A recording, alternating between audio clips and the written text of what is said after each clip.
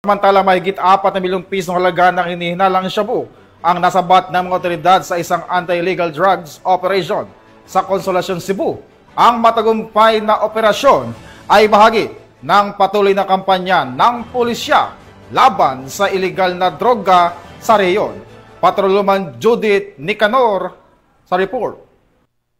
Kulungan ang bagsak ng high-value individual na suspect matapos mahulihan ng higit 4 na milyong halaga ng hinihinalang shabu sa isinagawang bypass operation ng kapulisan ng Consolacion sa Sitio Lawis, Barangay Hugan, Consolacion, Cebu nito lamang nakaraan. Ayon kay Police Lieutenant Colonel Yunel B. Avergonzado, Acting Chief of Police ng Consolacion Municipal Police Station, bandang alas 3 ng hapon nang maaresto ng kapulisan ang high-value individual na suspect na si alias Pangloy, 43 anyos na residente ng Barangay Hubay, Liloan, Cebu. Nakumpiska mula sa suspect ang 26 na pakete ng hinihinalang shabu na may timbang na 600 gramo at standard drug price na 4,080,000 pesos, bypass money at sling bag. Samantala, kasalukuyang nasa kustudiya ng Consolacion MPS ang suspect at mahaharap sa kasong paglabag sa Section 5 at 11, Article 2 ng Republic Act 9165 o Comprehensive Dangerous Drugs Act of 2002.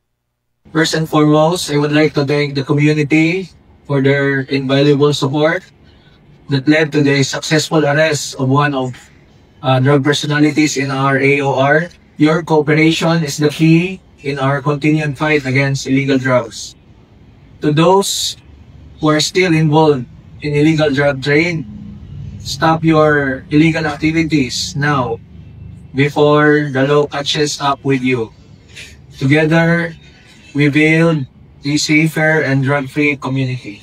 Thank you. Ang matagumpay na operasyon ay bunga ng pinagsanib puwersa ng Consolacion MPS, PIUC-PPO, PNP-DEG SOU-7 at PDEA ROA-7. Ang kapulisan ay patuloy sa pagsusulong ng mga programa ng pamahalaan upang matuldukan ang problema sa iligal na droga at magkaroon ng maunlad na bansa tungo sa isang bagong Pilipinas. Mula dito sa Central Visayas, sa Police News Network Correspondent, Patrolwoman Judith Nicanor, alagad na patas na nataguyot ng balita.